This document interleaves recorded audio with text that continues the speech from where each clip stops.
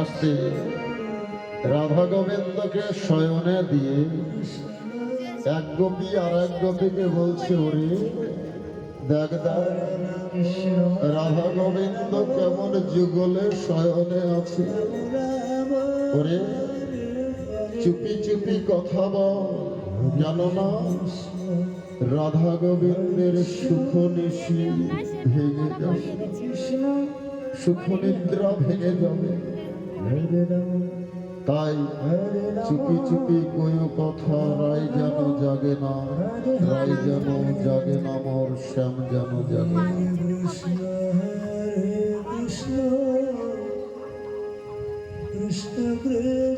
সকল গোপীগণ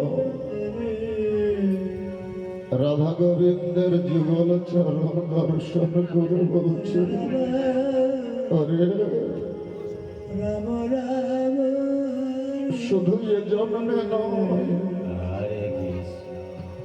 জন্মে জন্মে যেন এইভাবে রাধা গোবিন্দের চরণ সেবা করতে পারি।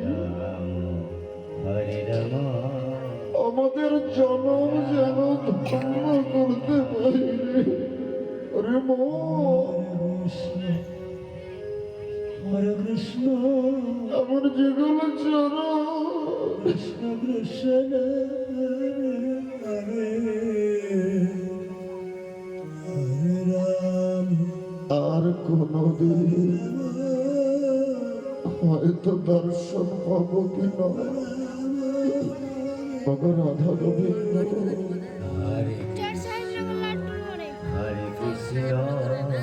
এমন ভাবে যেন জনম জনম ধরে যুগল চরণে সেবা করতে পারি। এই বলে পরবর্তী সম্প্রদায় আপনারা মঞ্চে আসুন, কেননা আপনাদের মঙ্গল আরতি করতে হবে। আসুন।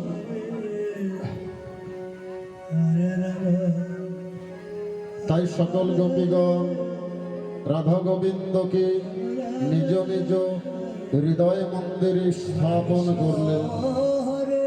স্থাপন করে পরবর্তী সম্প্রদায় ধরবে মঙ্গল আরতি, পরবর্তী সম্প্রদায় ধরবে। হরে হরে হরে রাম হরে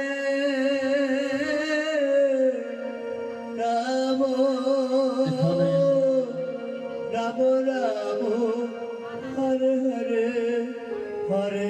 রাধা গোবিন্দকে কোলে নিয়ে চলে যান, মন্দিরে ছেড়ে দিন। কৃষ্ণ কৃষ্ণ হরে হরে হরে। তাই রাধা গোবিন্দকে মন মন্দিরে স্থাপন করলেন, হৃদয় মন্দিরে। এখানে রাধা গোবিন্দের মহারস লীলা যৌবনিকা, ভুল ত্রুটি হলে ক্ষমা করবে।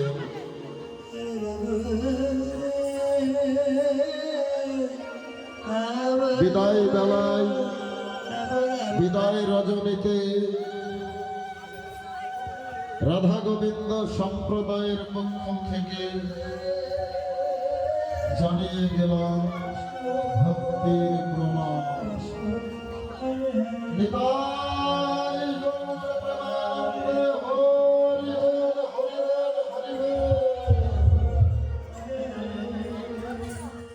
হরে কৃষ্ণ হরে